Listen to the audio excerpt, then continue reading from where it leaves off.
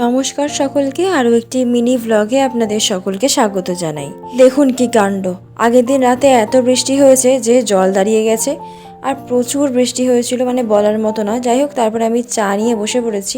আর আজকে তো মা স্পেশাল কিছু একটা বানাচ্ছে, যেহেতু বর্ষাকাল তাই এখনও বৃষ্টি পড়ছে দেখুন। তো যাই হোক, যেটা বলছিলাম, যেহেতু বর্ষা খুবই বৃষ্টি হচ্ছে তাই খিচুড়ি রান্না হচ্ছে।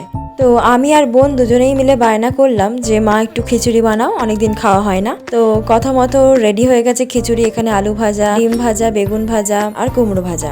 তারপরে তো বিকেলে একটু রেস্ট নিয়ে ছাদে গেছিলাম, আর গিয়ে দেখি এখানে রোদ উঠেছে।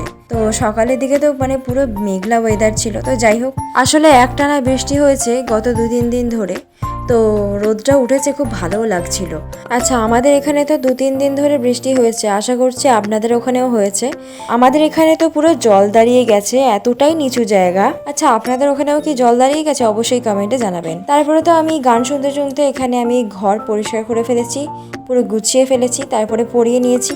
তো আজকের ব্লগটা এতটাই রাখছি, আবার আসছি অন্য ব্লগে। টাটা।